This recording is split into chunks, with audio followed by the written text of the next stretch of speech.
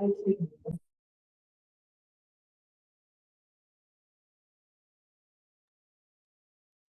afternoon, everyone. You're welcome for this dual session. I'll be your moderator. I'm Dr. Patricia Lupo, a physician and research scientist at the Makerere University Lung Institute. And we shall be giving about 5 minutes to let people join. And then we shall be starting soon after the 5 minutes are done.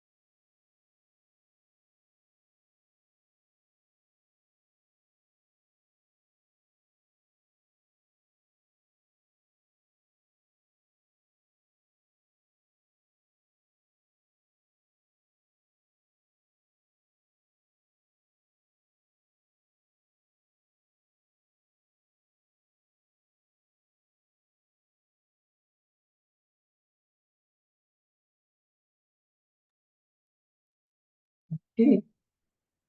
Good afternoon, everyone. The 5 minutes are up, and I believe we can start, and the rest can join along the way. so that we manage our time. So you're welcome to yet another stimulating dual session.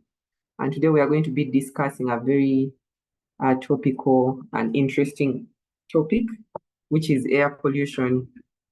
Once again, I'm Patricia Lupo, physician at the Makerere University Lung Institute, and I'm going to be moderating this session. And today that discussion is going to be led by Dr. Rebecca Nantanda, who is a pediatrician and senior research scientist at the Makerere University Lung Institute. And she's going to be taking us through a deeper understanding of air pollution and the effects on the airway microenvironment.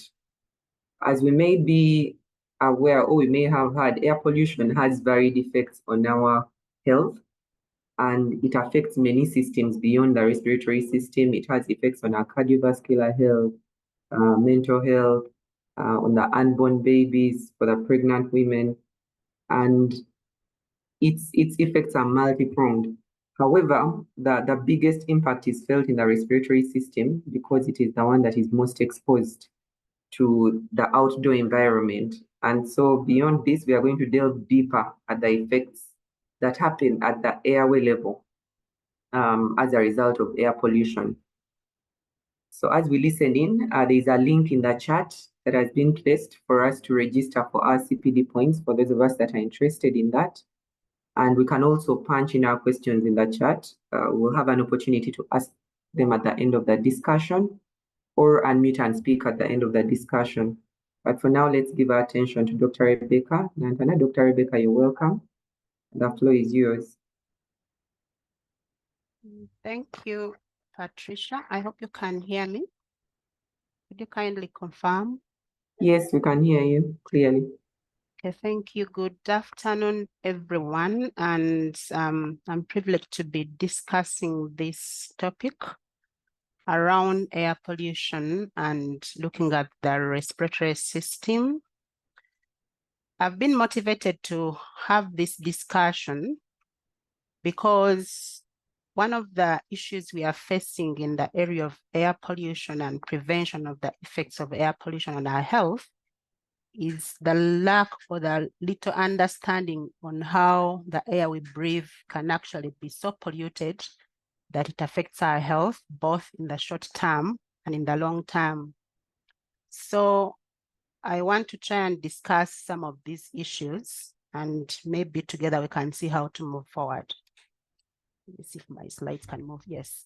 So I'm going to give a general overview of air pollution, really starting from the basics, because I believe they're important for us to understand the microenvironment, and then how the air pollutants affect the respiratory system, and maybe a few of the strategies to mitigate the effects of the pollutants. And this is both from the public health perspective, but also from the clinical and microbiological or immunological perspective. And then I'll derive some conclusions. So basic things first, household air pollution is where we have contamination of the air inside our houses. So in most literature, you'll find either it's referred to as household air pollution or indoor air pollution. So it's that kind of pollution that really contaminates the inside of our houses. And then there is also what we call the ambient air pollution, sometimes called outdoor air pollution. And that's what is basically in the outdoor environment. But sometimes we find that household air pollution can contribute to the ambient air pollution. For example, when you have cooking in a smoky kitchen and then the air gets out and mixes with the one in the environment. So in that way, you have the household air pollution contributing to the ambient air pollution. So sometimes there is a thin line between the household air pollution and ambient air pollution. But for purposes of really this discussion, we'll try to put that into context. So I'll start with household air pollution. It's commonly generated by use of inefficient and polluting fuels and technologies in and around homes. And this is mainly from cooking or lighting or heating. these photographs clearly show how polluted our kitchens can be. For example, the lady on the left is actually cooking in a polluted kitchen. You can hardly see her. And then the one on the right, yes, I think is trying to generate heat. She's already overclothed, but she's also put the fire to try and get heating and possibly also lighting for her environment. So such technologies and fuels actually lead to a lot of pollution in our environment. And then the culprits, the fuels that really lead to this kind of pollution, it's mainly wood. So the firewood that we fetch or we buy and use for cooking or heating or lighting, whichever the case, generates a lot of these pollutants, or from charcoal, crop residues like those maize cobs, and then animal dung.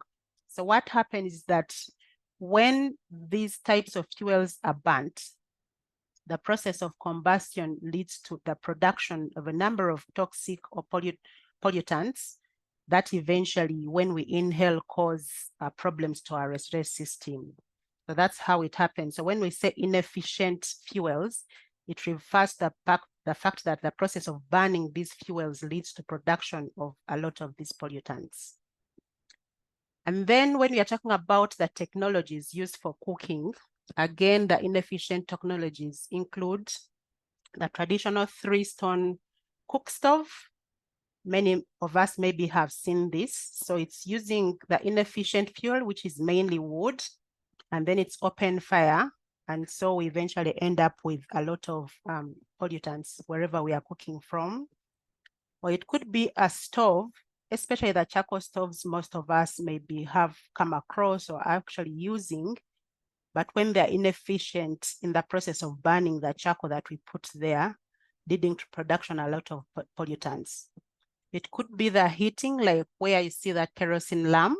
The process of producing that light leads to a lot of biomass smoke being generated and contains a lot of pollutants.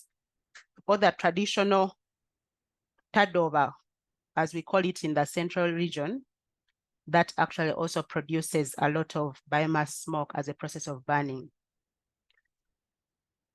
So I'll now turn to ambient air pollution and the most common sources. These are not the only sources, but the most common sources when it comes to ambient air pollution are cars or factories that lead to generate a lot of those pollutants, and they are directed into the air. And then construction, either the road construction or buildings or unpaved roads and all that kind of thing. So those are some of the things that actually lead to a lot of air pollution within the outdoor environment. Now, a bit about the specifics of the pollutants.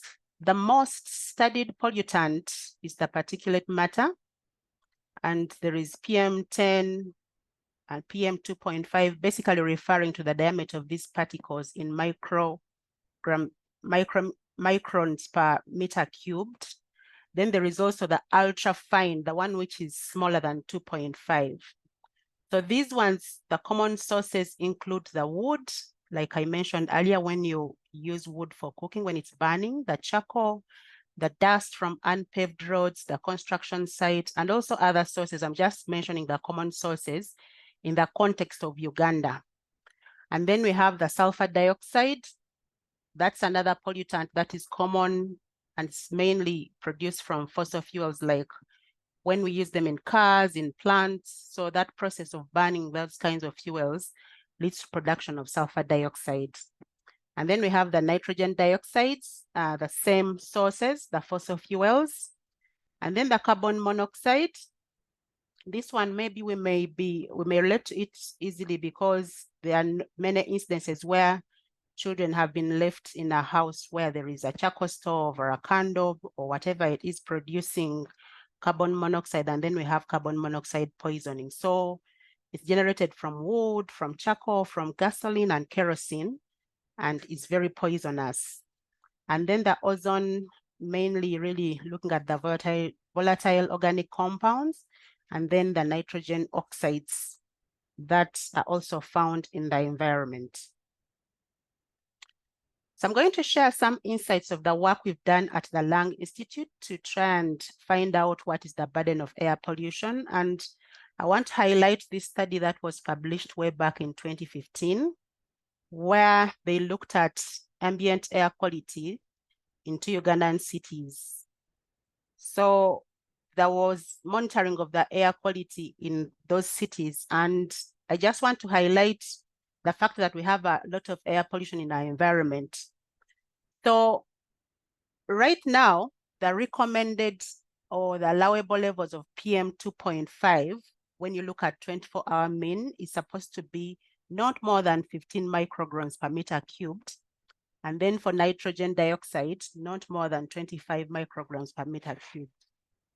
But in this particular study, let me see if I can get. In this particular study, you can see that when they looked at those different areas, the commercial areas, the industrial area, residential areas that had unpaved roads, and then the residential areas that had paved roads, all of them, when they measured the 24-hour average PM 2.5, it was way above the recommended 15 micrograms per meter cubed. And the reason why I want to mention this, sometimes people think they're in the comfort zone. Maybe you're in an office, you're in a residential area where there is tarmac and you think the air you're breathing in is actually not polluted. But if you do your air quality monitoring in that area, you realize that actually it's also polluted. So we are all affected in one way or the other. And when they looked at the nitrogen dioxide, remember I said this one comes from fossil fuels. It was mainly in the commercial areas where it was above 25 micrograms per meter cubed. Again, probably this is explained by the fact that in commercial areas or in urban areas where we shall find the fossil fuels being burnt in form of the cars' engines and maybe the plants that are being used in those areas. And then not so long ago, there is this research that was conducted by a team from the Department of Computer Science in Makerere University. That there is a publication, but there is also this report online. You can read it. It has very extensive information on ambient air quality in urban areas in Uganda. And they used the air quality index to categorize different areas. So the air quality index tells us about the concentration of PM 2.5 and it's color coded. So where it's between 0 and 12, it will be good. Where it's moderate, 12.1 to 35.4 and so forth and so forth. So when you look at the different colors, the worst is where we have the hazardous, then very unhealthy, the red is unhealthy. And then I think this is brick red, where it's unhealthy for sensitive groups like people with asthma, with COPD, with TB, and maybe post-TB lung disease.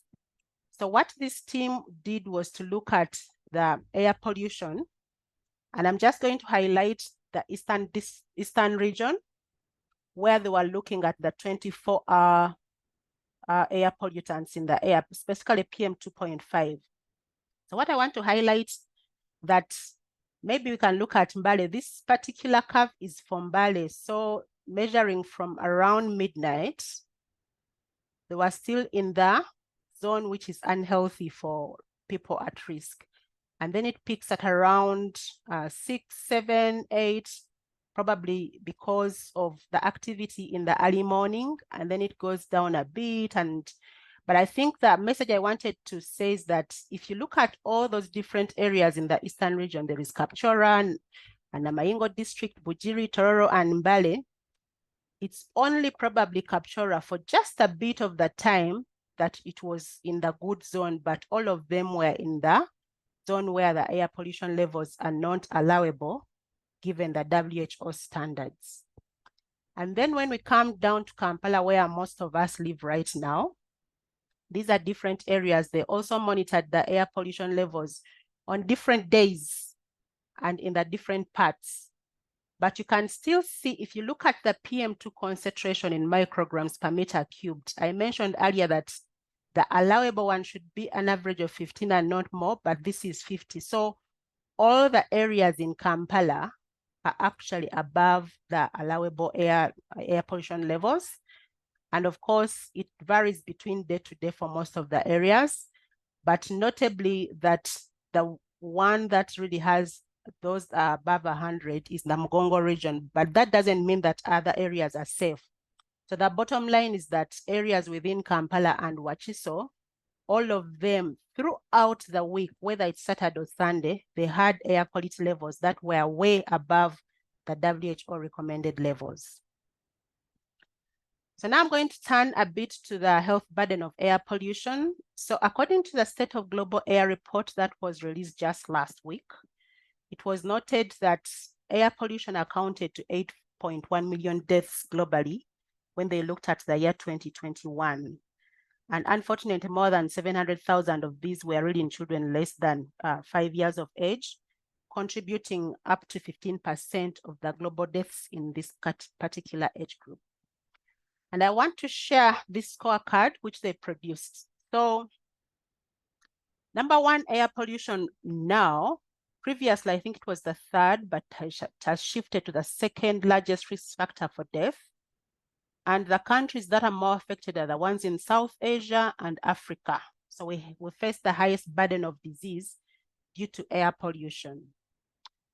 And then another fact is that the populations in low and middle income countries, our exposure to these air pollutants is up to 4 times higher than our colleagues in high income countries. Again, the things that I've just described about the source of air pollutants, both household air pollution and ambient air pollution.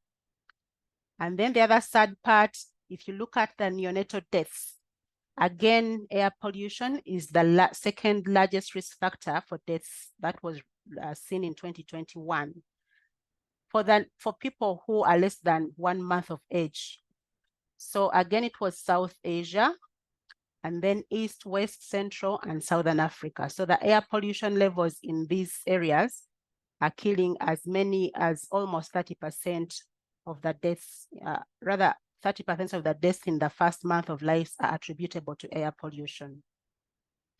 And when we shift to those who are children who are under 1 year, I already mentioned 709,000 deaths were attributed to air pollution.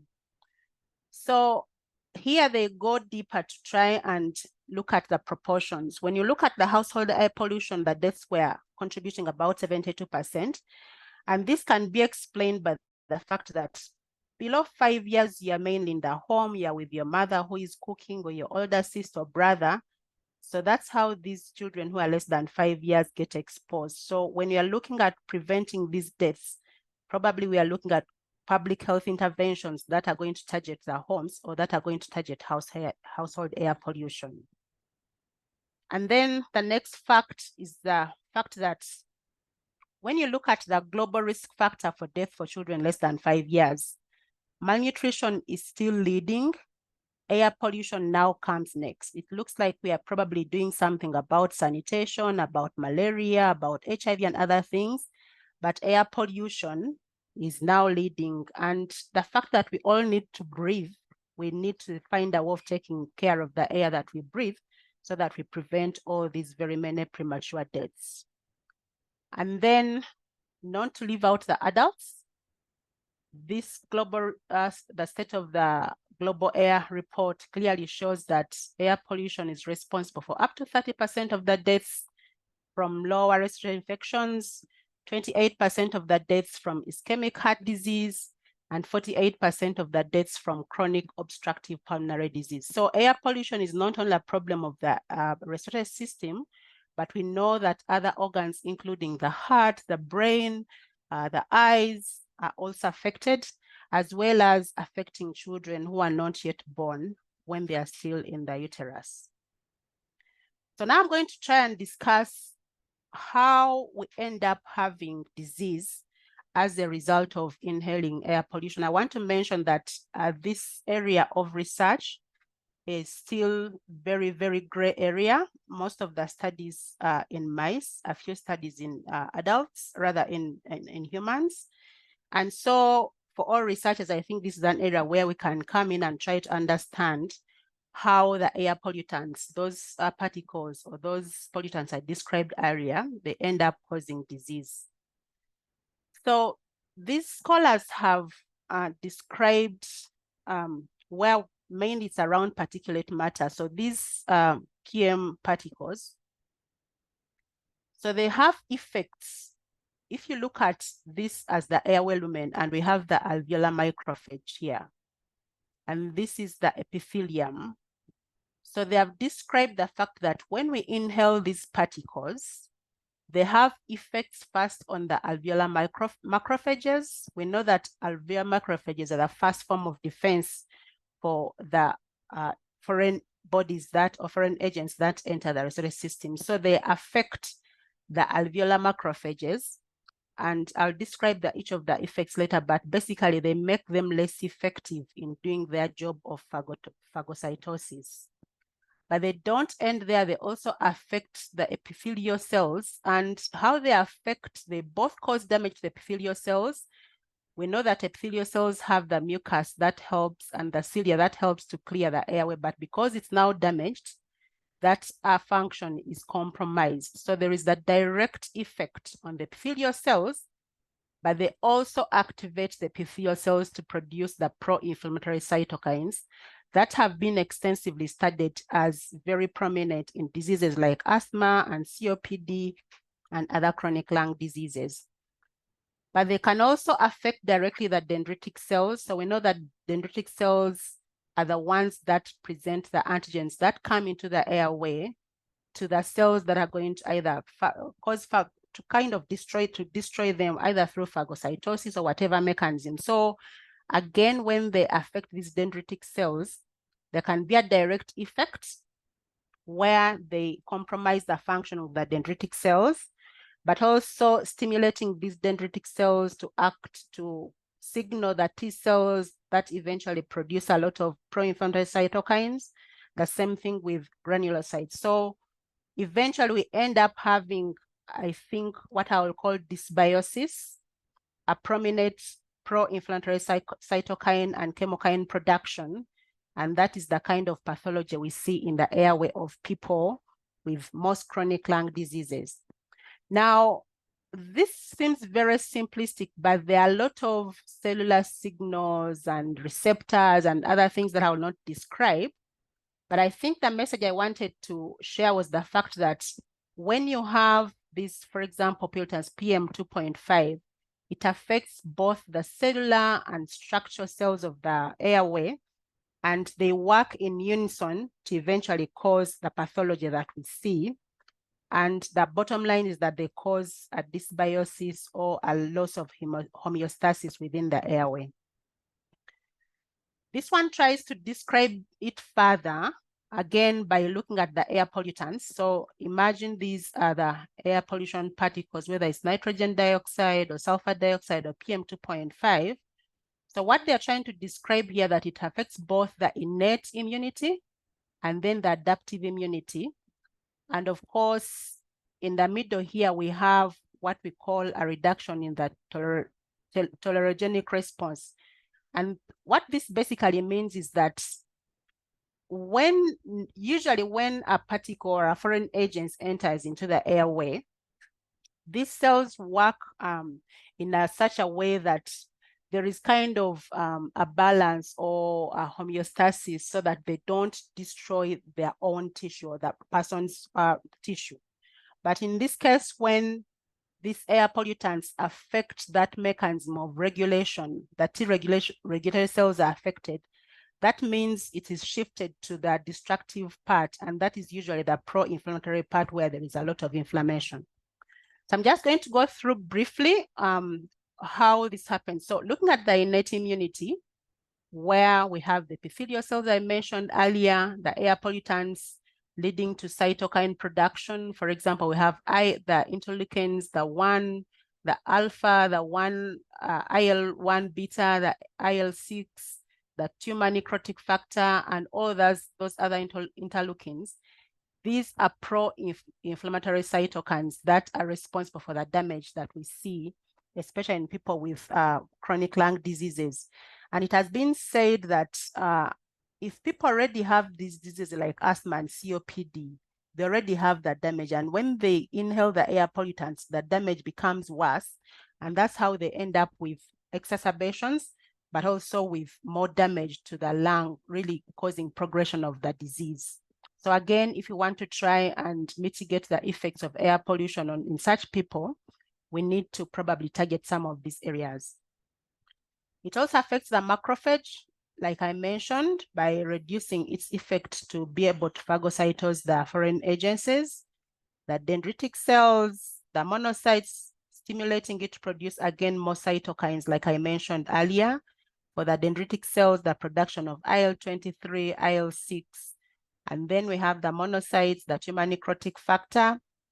Then for these cells, the eosinophils, the neutrophils, and the mast cells, it is said that when we have these air pollutants affecting the airway, there is a way it causes the migration of these cells into the airway, and probably that's how we find ourselves with people with asthma having, for example, a lot of eosinophils in the airway, or a lot of neutrophils in the airway for people with neutrophilic inflammation. But we are not really very certain of how this happens and what the effects are, but these are observations, and most of these have been in mice. When we turn to the adaptive immunity, again, we are looking at the T lymphocytes and the B lymphocytes. So it is thought that when the air pollutants affect the B cells, they cause them to produce high levels of IgE, and we know that it's this pathway that eventually leads us to production of high levels of cytokines like IL-5, 4 and 13. And then for the T cells, it causes a dysregulation. We usually have the Th1, Th2, and Th17, but mainly the Th1 and Th2, and Th2 is the one that has been implicated in airway inflammation. So when we have the air pollutants coming to the T cells, it has been said that it causes a dysbiosis, that we have the Th2 response predominating, and that's how we end up with high levels of IL-5, IL-13, interferon gamma, and IL-17. And again, these cytokines have been described very well as being in very high levels in people with chronic lung diseases, particularly asthma and possibly COPD. So what happens when those cells are stimulated in that way? Like I mentioned, there is a dysregulation of the immune cells, and that's what eventually causes damage to the airway and the manifestation of the disease. So this table just summarizes some of the things that happen. So when we look at the epithelial cells, there is what we have as the respiratory tract lining fluid, and this contains antioxidant enzymes. It can opsonize foreign bodies because it contains mucins, immunoglobulins, contains complement and surfactant. But when we have the air pollutants affecting this epithelium, then we have significant reduction in this fluid that is lining the epithelium, and hence the antioxidant status is compromised. And this has been found to be very pronounced in people with asthma, COPD, and cystic fibrosis. If you look at people who have been affected by silica and polyvinyl particles, these have been noted to reduce the capacity of surfactants to neutralize infectious agents. And that's when we find that people get proliferation of the resident microbiome of the lungs or the airway, and eventually causing the disease. If you look at the epithelial and parenchyma cells of the airway, again, the effects is really producing the cytokines, like I mentioned, the chemokines and other signaling molecules, consequently promoting airway inflammation. But it's thought that these cytokines and chemokines, or this inflammatory response, actually causes there is a spillover into the systemic circulation. And that's how we have airway, or air pollutants rather, causing systemic inflammation and affecting other organs, including the cardiovascular system, the brain, and other organs. The pathways through really having this excessive inflammatory response in the airways. The macrophages, like I described earlier, decrease mobility and the mucociliary clearance, as well as the impaired function. And then when we look at the dendritic cells and the lymphocytes, basically we have increased maturation of the dendritic cells, and this leads to an enhanced T cell, especially the Th2 and Th17 responses. And these are known to have an exaggerated cytokine response, where we have a lot of cytokines being produced, leading the inflammatory response. And this is responsible for what we see as hyperresponsiveness, particularly in people with asthma. But there is also a direct one where we have an increase in pro-inflammatory cytokines, again, the interleukins 4, 5, 13, the tumor necrotic factor, and others. So the bottom line that has been discussed, or what has been postulated, is that there is a dysfunction, but it happens in all these cells, not a single cell line that is affected. The dysfunction in all the immune cells is actually what ends up causing disease. So if you are to really look at prevention, we have to look at the air pollution in totality, so that all these particular cell responses can be prevented and eventually prevent disease. So that's really briefly about the microenvironment, the cells. And like I mentioned, this is an area that is still under a lot of research. And maybe this is the time for us to take up this research, since we have a lot of people with asthma and COPD, but also a lot of respiratory tract infections. Before I move on to other areas, I wanted to look particularly at the pneumococcal bacteria, the strep pneumoniae. I think there have been some studies that are looking both at the mechanistic, but also in humans, where they're trying to think, why is it that we have 50% of children with pneumonia being attributable to air pollution? So these scholars have come up with possible mechanisms by which this happens.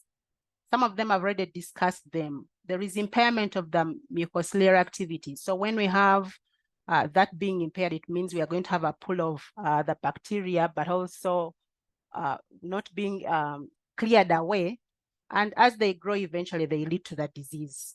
That's really a very simplistic way of looking at it, but eventually that's what is thought to happen.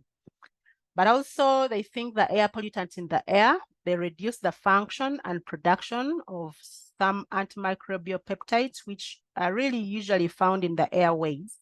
But once they are less in number, that means the kind of inherent, the intrinsic antimicrobial activity is affected, and therefore that leads to the proliferation of the strep pneumoniae.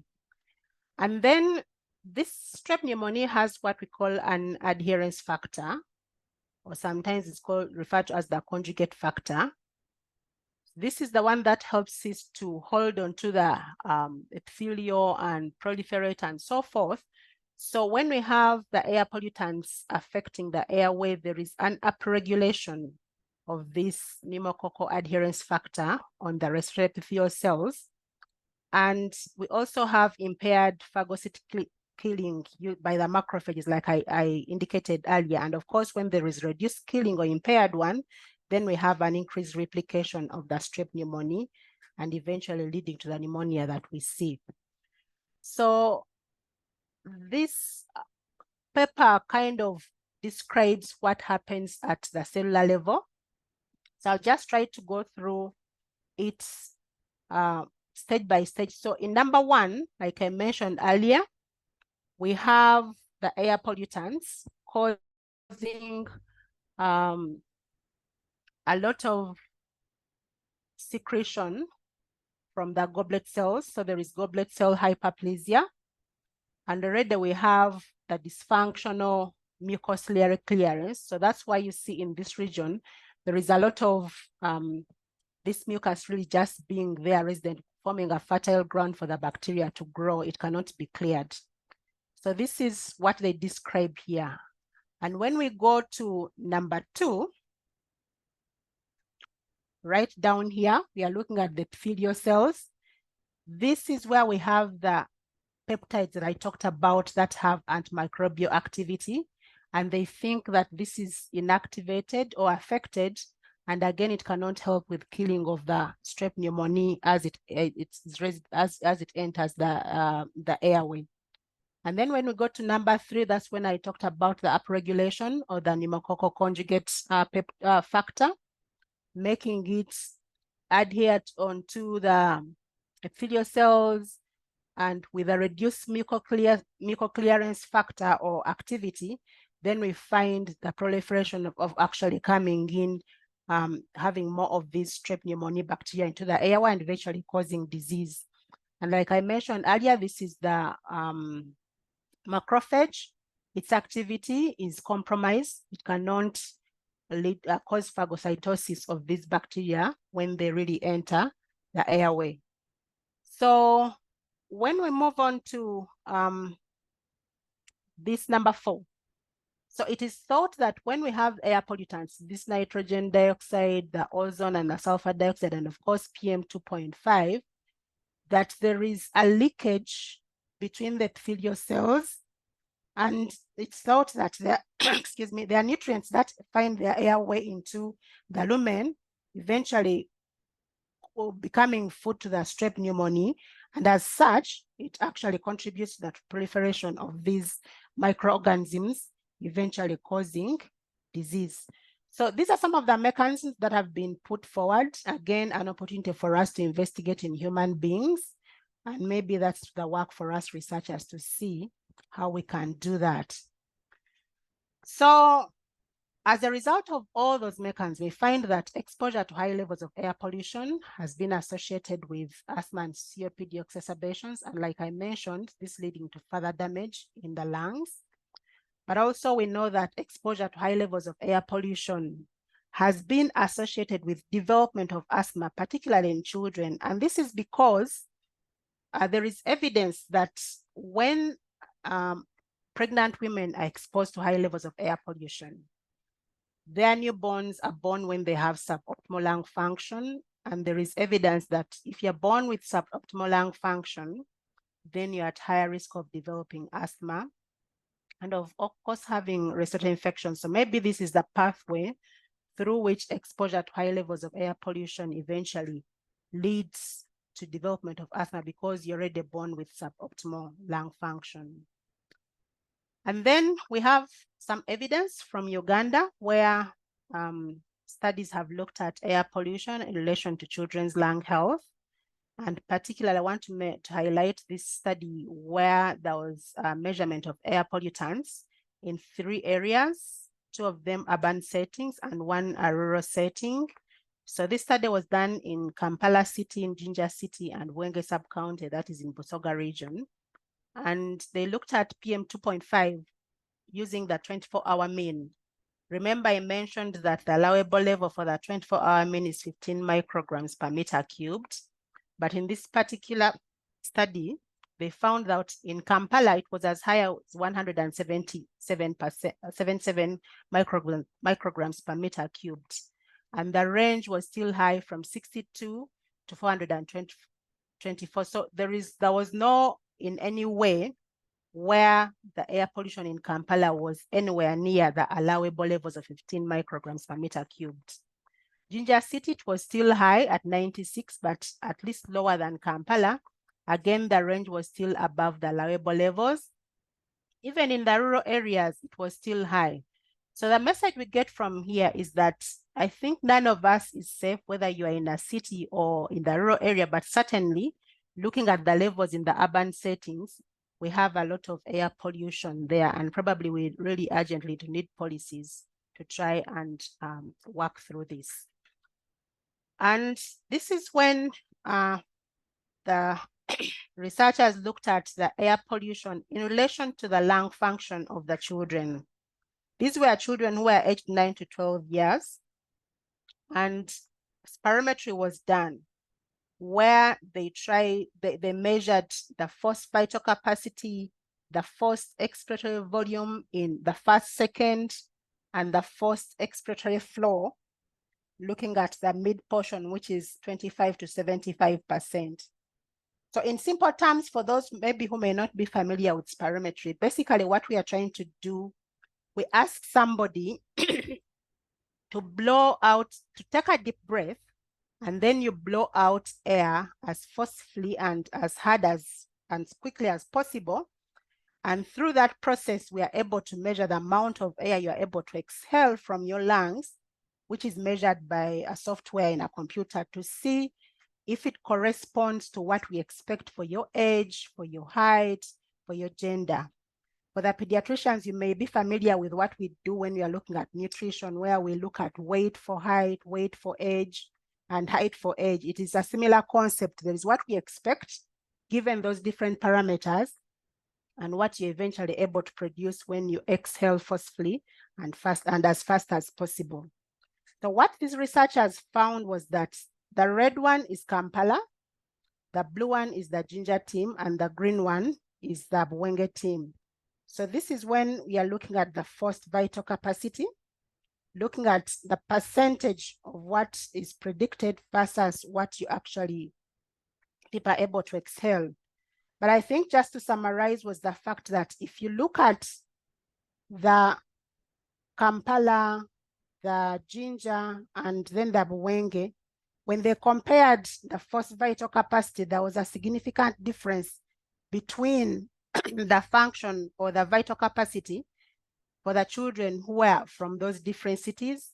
The same with the forced expiratory volume in 1 second. That is the amount of air you are able to forcefully and quickly exhale within the first second, usually a mark of how much your airways are obstructed. And the same thing when it comes to the forced expiratory volume. So the bottom line, I think maybe to summarize, is to show that the people in urban settings compared to those in the rural settings, where we had a higher exposure to air pollution compared to the rural setting where it was a little bit lower, there was a significant difference in the lung volumes of those two categories of children, with those in the urban settings really having worse outcomes compared to those in the rural settings. And now just shifting to what can we do? Like I mentioned earlier, there is really still low awareness, but also very important looking at the health literacy. People are not yet understanding how air pollution eventually leads to poor health outcomes. And so we need to really increase awareness. Public awareness is very important, but also important among us healthcare professionals. We also need to look at the possibility of air quality monitoring to inform the population. And there have been studies that have shown that when people get to understand and do the measurement, just like the same way you can measure the temperature of your child and you find it's 38.5 and you know there is a problem. There is also research that shows that when people are able to understand how much air pollutants they're exposed to, they're actually able to initiate behavioral changes regarding both the indoor and outdoor air pollution, and therefore be able to reduce exposure to these air pollutants. So maybe one of the ways we can increase awareness, but also stimulate action among the general population is to provide the routine air quality monitoring values so that people are aware of what is going on, just like it is for weather or the temperatures. And then this is an area which probably you can look at as maybe clinicians or nutritionists. This paper came out just this month, and they were looking at whether if you do some dietary supplements, it can mitigate the effects of air pollution on both the respiratory system as well as the cardiovascular system. So this was the systematic review of clinical trials. And what they found after looking at these, there were around 10 papers that they looked at, and they found that the most positive effects were actually on the respiratory system. There was less effect on the cardiovascular system. So on the respiratory system, they found that if you give somebody a combination of vitamin C and E, it can have protective effects on the pulmonary dysfunction, those issues that I discussed earlier. And maybe this is because we know that vitamin E and C are antioxidants, but they're also protective of the airway epithelium. And maybe this could be looked at either a form of supplements to people who are affected, like asthma and COPD, but also maybe if we routinely give them as part of the preventative measures in combination with reducing air pollution exposure, it could help to reduce the burden of disease from air pollution. Then they also looked at the B vitamins. They thought there was potential benefit, but the results were not that very convincing, and they think we probably need a lot more research in this area to confidently say that the B vitamins can actually also be beneficial. And then for the fish lovers, the fish oils were also found to be protective for those people who are exposed to air pollution. And if when they gave them the fish oils, there was, I think, a significant degree of repair of the pulmonary epithelial cells, and the subsequent mechanisms that I discussed earlier were really dampened. And so maybe if we give these supplements, the vitamin C, vitamin E, we look at the Bs, and maybe the fish oils, I think in combination, they could be one of the ways to try and support people who are already affected by chronic respiratory diseases so that they don't get an exaggerated effect from the air exposure to air pollutants. But like I mentioned, this is still an area which requires a lot of research. So in conclusion, I've just said that air pollution really remains a major but under-recognized public health problem. The effects of air pollution can start in utero but span the life course. No one is spared, whether you are not yet born, whether you are an adolescent, a young child. The air pollution effects are there. They are both acute and long-term, and we need to find a way of dealing with them. And the effects on the airway microenvironment, they are really mainly on the immune cells. And as we have seen, they increase the risk both to communicable, or what we call infectious, and non-communicable diseases. And since in Uganda, like the rest of Africa, we have an epidemic of both, I think it's really urgent that we find preventative ways of reducing exposure to air pollution. And like I mentioned earlier, I've discussed something where there is a lot of gray area. We don't know much about how air pollution eventually leads to disease. I think this is time for us to try and do this kind of research at the micro level, but also to have more valid or more data, maybe cohort studies, to really find out how this air pollution eventually affects the health of our people. And that can help us to try and find out how to prevent or to promote interventions that can reduce this problem. I want to stop here and thank you everyone for listening. I'm happy to take some questions or comments, but also contribution to this area are very welcome. Over to you, Dr. Patricia. Thank you very much, Dr. Rebecca, for this educative session. And thank you for taking us down to the cellular level and also highlighting research that has been done by the Lung Institute and others as well, and the recent publications. It helps bring us abreast with what is actually the platform of air pollution and lung health at the moment. I was glad to hear about some preventative approaches at an individual level when you talk about that, because oftentimes we look at it as something that we can't do much about, but only the government. So it's always helpful to know at individual level, what can I do to actually mitigate the effects of air pollution in situations where it's beyond me and I may not be able to do much. So ladies and gentlemen, at this point, we can ask questions or comments or any additions that you may have to the presentation that has been made. As she has pointed out, there are gaps and gray areas. So if there is some more light to be thrown in, you're also welcome to do that. But we can unmute. If anyone has a question, unmute and ask. Or you can just put it in the chat and I'll be able to highlight it. And as we wait for questions, there is Mr. Tutumwa Benjamin has written a comment in the chat, and he's saying that this is timely given the rising levels of air pollution in Uganda. And just as seen in Kampala, Jinja, and Mwenge, what policy approaches encompassing environmental regulation, public health initiatives, and not forgetting scaling up the information dissemination and community engagement have proven effective in other similar contexts, and how can this be adapted to effectively reduce the burden of respiratory diseases in Uganda? So it's actually a question. We started out as Yes. a comment, but it's a question. I don't know if it's clear to you What? and if you can address it. Yes. Thank you for that question comment.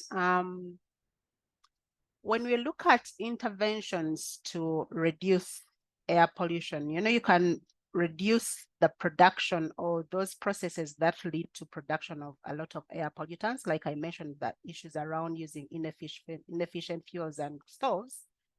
But as human beings, we can also find ways of reducing exposure to pollutants, which you have no control over. So you find that the interventions are commonly categorized in three. They're either policy level, and we usually look at either government or agencies to try and support this. But then there is the technological ones, which we can work through, particularly when we are looking at household air pollution, to transition from using the three-stone cook stoves or the unclean charcoal stoves that we have to other cleaner fuels like liquefied petroleum gas, or what we commonly call cooking gas, electricity, and also clean cook stoves. There are other types of stoves, even when they are going to use charcoal wood, they burn those products more efficiently.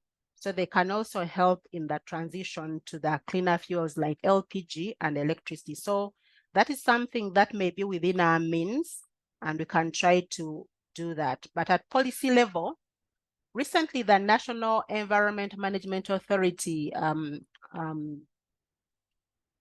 launched, or I think they call it launching, what they call the air quality standards within Uganda. So they have come up with standards that are expected regarding the air quality in Uganda. And within that document, they describe some of the interventions that have been proposed.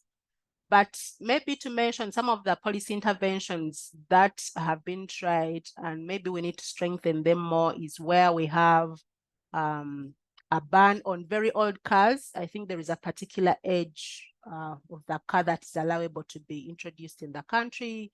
We can look at having particular standards when it comes to fuels. If you're looking at petrol, at diesel, the sulfur content in those fuels also contributes to the nitrogen dioxide and sulfur dioxide that I talked about. So in some countries, they have been able to put limits to have cleaner, much cleaner fuels to use, and therefore reduce sulfur dioxide.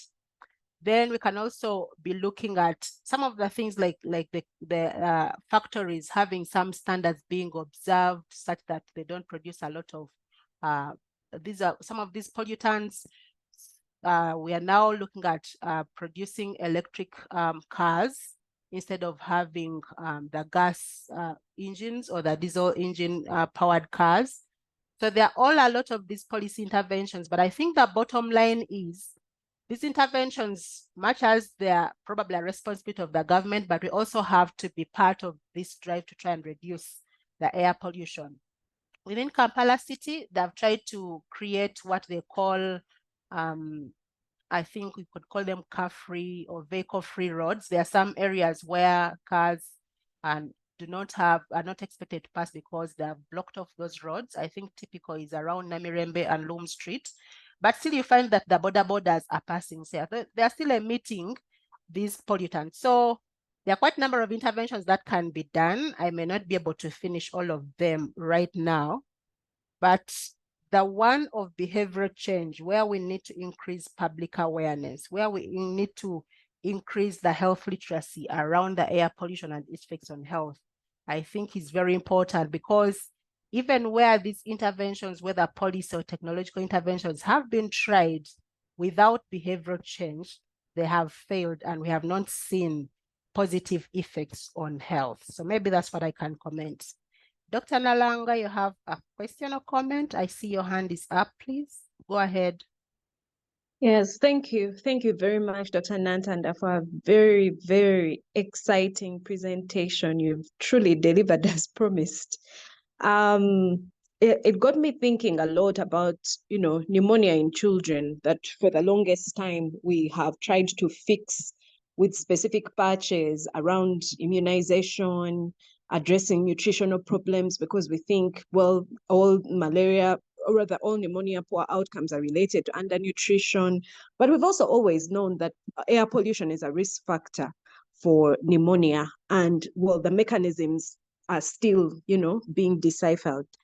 But you presented something about pneumococcal, the strep pneumonia mechanisms, or the effect of air pollution on strep pneumonia pathogenesis and all that. And it just got me thinking, I think, yes, that might be true. Strep pneumonia has significantly reduced since we started using the pneumococcal vaccine way back, I think in 2014 in Uganda. And we've also seen that the big pneumonia etiology studies now show that almost 50% or more are actually viral. And I wanted you to comment on what you think about the effect of air pollution on pneumonia etiology changes, and if you've seen any work around temporary or permanent effects of air pollution on immunity, which might be what is increasing pneumonia morbidity and mortality in areas that have poor air quality right from birth all the way. We stop at 5 years, but I know that pneumonia is not a problem only for children under 5. Over to you. Thank you. Yeah, thank you, Dr. Damali, for that comment. I highlighted the pneumococcal paper, but there is also another paper that is looking at the RSV. We know that RSV is our biggest headache right now when it comes to pneumonia in children. But I think what I want to emphasize is that when we are looking at these interventions, we need to look at it as a package of interventions. If a child, for example, has the proper nutrition but is not immunized, the risk will still remain, or is exposed to high levels of air pollution, the risk will still remain, or did not breastfeed. So I think for me, when it comes to protecting the children and promoting health, we need to look at these interventions. But of course, it may be difficult because some of them may be a little easier to implement compared to others, or they might have more funding, like maybe we have the vaccines, we are looking at nutritional interventions, we have had interventions regarding prevention of HIV. So I think that's where lies the challenge, that no one single intervention when it comes to, for example, pneumonia is going to hit it. It may reduce, like we've seen the PCV reducing the pneumonia deaths, but now we have RSV on the scene. Maybe we'll bring in the RSV vaccine, but maybe rhinovirus will come. So again, we have to take care of some of these things to be able to have a breakthrough. Of course, easier said than done, but maybe there are also promising issues around like the nutrition, the supplements we've talked about. Maybe you can talk about the diet and so forth, and get informed on the extra benefits we can get from these dietary supplements or the diets that we use in every day in trying to deal with this problem of air pollution beyond what we already know. I think that's what I could comment, but we could probably together work through understanding this a little more. Over to you, Dr. Lupo. Okay, thank you for that. Adrian has a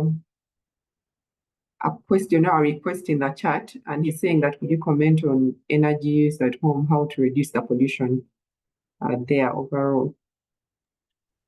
So I know you had touched a bit on it, but maybe you could highlight it. In homes, we have mainly household air pollution, and it's largely from cooking. In some areas of the world, it could be from heating as well, but for us, it's mainly cooking and lighting.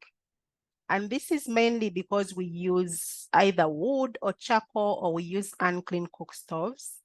And so, like I mentioned, we need to transition to cleaner fuels and technologies. Now, the main challenge we have, and that's when behavioral change and health literacy comes in. There are many of us who have quarter transitioned. We still use wood for particular foods, charcoal for particular foods, then we have gas, then electricity for boiling water.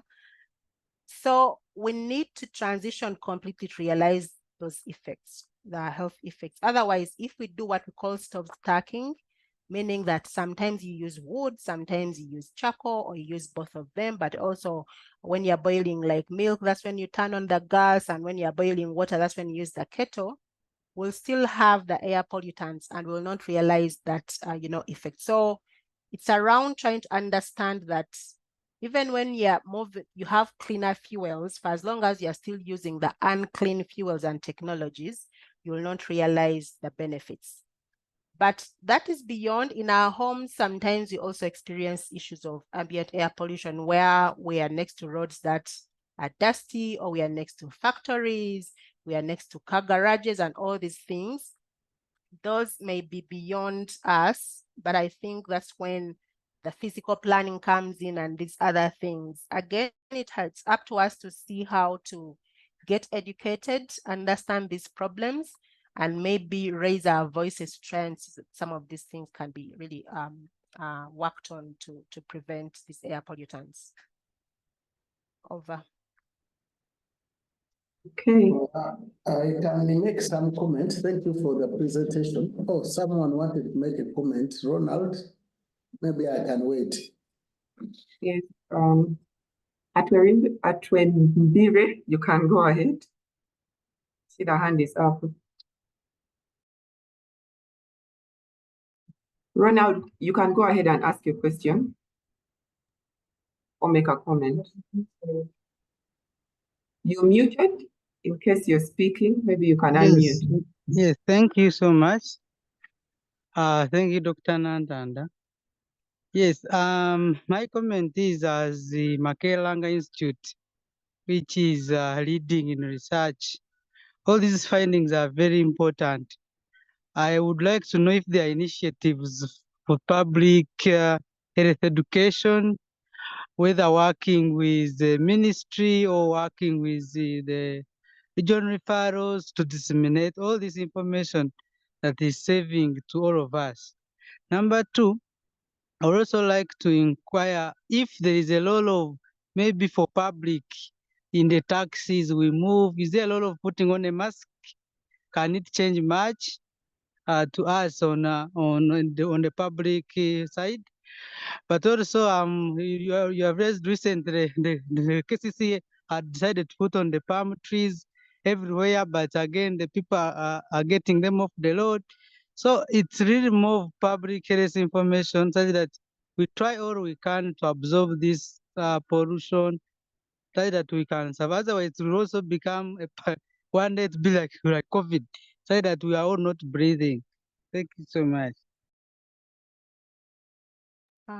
Thank you for those comments. Number one, are we disseminating this information? Yes, we have actually had several engagements with the Ministry of Health, but also remember that air pollution is not only a Ministry of Health, it's not a single sector problem. It cuts across different sectors. There are those sectors that generate the problem, like industries, road construction. There are others that suffer the effects, like the Ministry of Health having so many patients. So we've been able to engage the different key sector players to try and, first of all, understand and bring to their awareness the burden of the air pollution and health in our setting. There are also other researchers that, for example, we have the Air Code team in Makerere University really doing this monitoring on borders in different areas. There is also monitoring at the embassy. So we are able to get this information and get informed. And right now, maybe I wanted to mention that there is an app by the Air Code team, which you can download and can give you an kind of an estimate of the air pollution you're exposed to in a particular setting, at least within Kampala. So efforts are going on to try and sensitize, but as the Lung Institute, in terms of trying to intervene to improve the awareness in community, we are going to have a project where we are working with the Ministry of Health and our colleagues from the University of Liverpool. We are going to train community health workers. We think that if we use that card of people who are down in their communities, they can actually help us to or increase the awareness. We can't be everywhere, but we are trying to see which mechanisms within the country we can actually use. The issue of the use of masks, yes, they can help. And that's what I mentioned, that there's some individual behavioral changes that could help. And if you go through the literature, there are even some other recommendations. For example, people have been advised, or some people, they say, I'll not pass through that road at this time because I know there is a lot of air pollution, because they have the information. So they take individual decisions, just like they would take an individual decision to have a mask on when they are going through a highly polluted area. But the challenge is that we don't know, or many times they think it is the immediate effects of the air pollution, and yet the air pollution effects are actually long-term. So again, it's about awareness, it's about health literacy, it's about behavioral change, and so many other things to try and tackle this problem. I see Joanita, maybe a comment before we go to Professor Chirenga. I see our time is almost out. Yes, Joan. Thank you. Thank you, Dr. Rebecca, for this wonderful presentation. Of course, my comments are about the fact that this issue really seems like requires a whole undoing, given the activities that we are involved in for livelihood and the effects that they have on the environment. It may require an overhaul, a complete overhaul of the system for us to be able to address this in the context that we are in.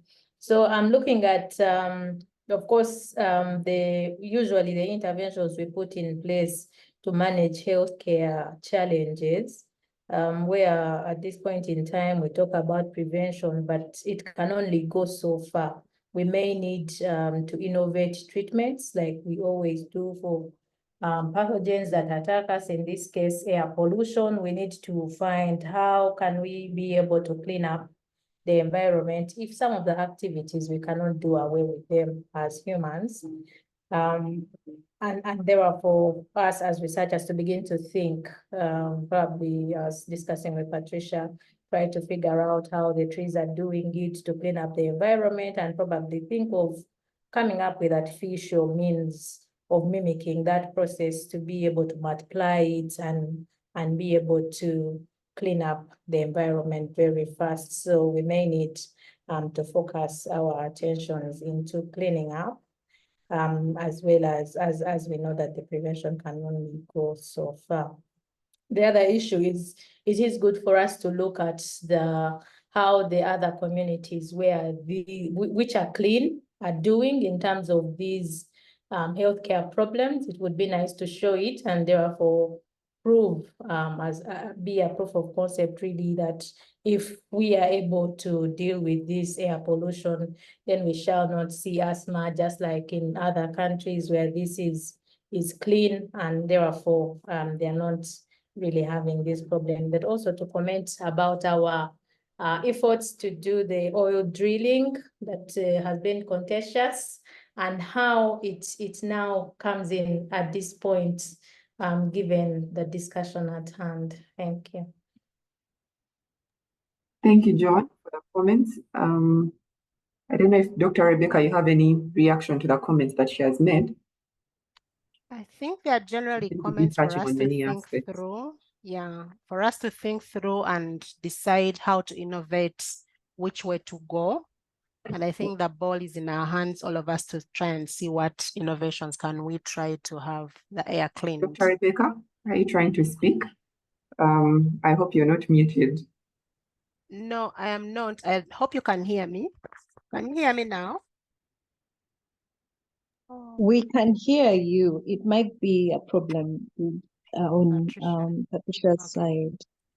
So I was just saying that they are largely comments for us to think through and maybe take action. Yeah, those are all possibilities. Maybe if Patricia, oh, okay, you can hear us now. Okay, you can go ahead. Okay, Professor Chirenga wanted to make some closing remarks. Maybe at this point we can invite him to make them as we come to the end of this discussion. I actually wanted to make a comment on the subject, not in closing.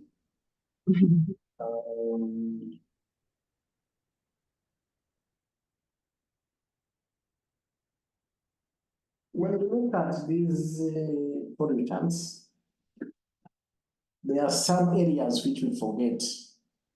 Yes, the key drivers of pollution are vehicle emissions, mixed development where we have industry and the residences, or biomass, but also we have the suspended dust from the hundreds of unpaved roads, especially in the city.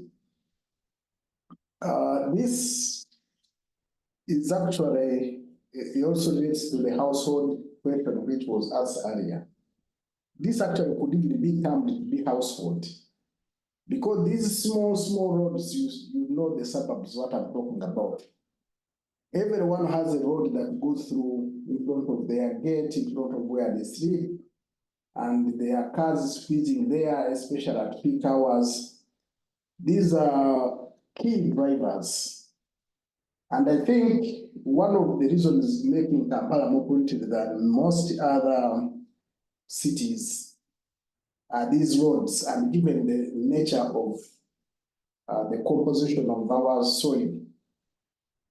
So people need to take responsibility. One of the sensitization things to do is to exercise people take responsibility of those small feeder roads, because I can assure you many of these will not be paved in the lifetime of most people who are living now. Yeah. So what can communities do for themselves? In Ethiopia, they have what they call cobble roads. I don't know people who have been there. Maybe if you have been there, you haven't gone to the communities, where communities cut roads, stones in a certain shape, and lay them like sort of pavers, each in front of their house, to make sure that that dust goes away from the community.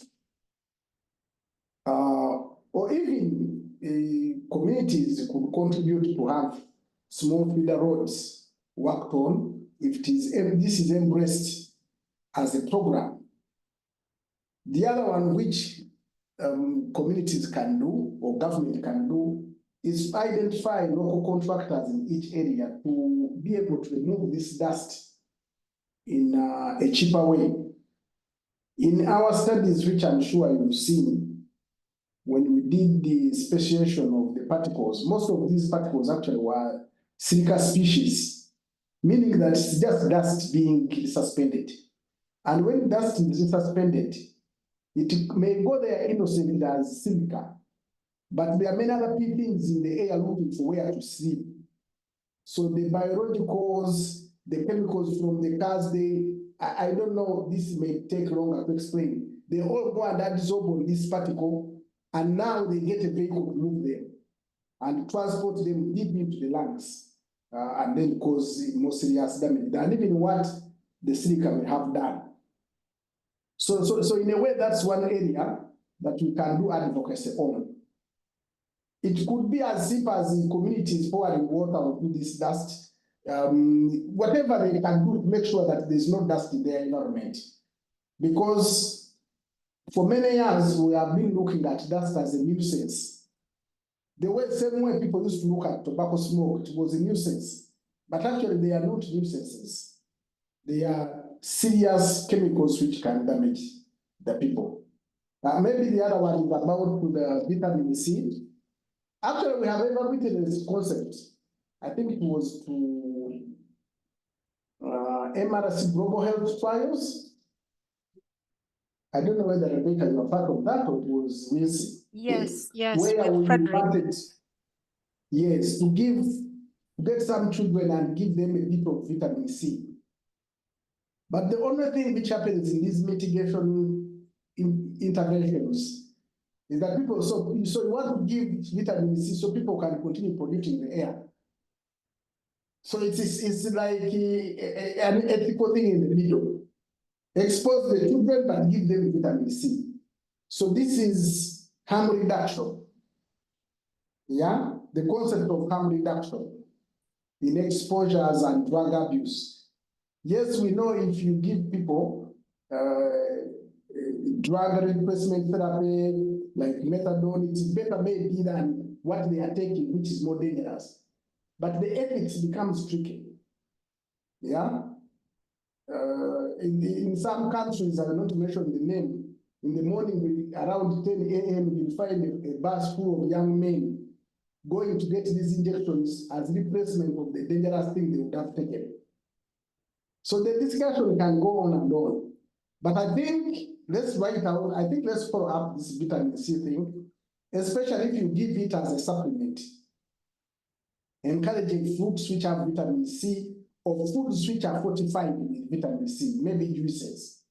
You also know what vitamin C did during COVID. I don't know whether people remember. The pharmaceutical vitamin C.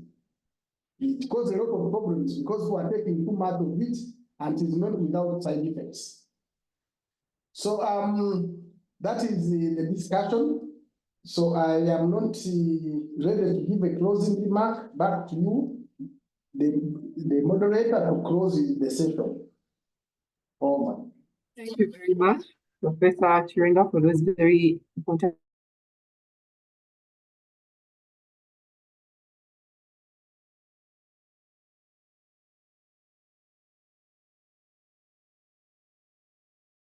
I think I've lost Dr. Alupo. I don't know whether it's me. Anybody can hear me? Yes, we can hear you, Dr. Rebecca. Yeah, I think Dr. Alupo has a challenge, but I'll come in. So I think we are going to have this discussion end here, but I want to thank everybody who has contributed to this discussion. But just like this, I want to call upon the researchers here, those who can increase awareness, those who can do research. We shall pick up the proposal for vitamin C. I think I've been in touch with Frederick. But the bottom line is that it's a problem. Let's see how to deal with it, either as researchers or clinicians when we are working with our patients, but also in the communities where we come from. Thank you so much, everyone, for making time to attend this discussion, and I wish everyone a great afternoon. We'll meet again next month for another day of lung science session. Thank you. Bye.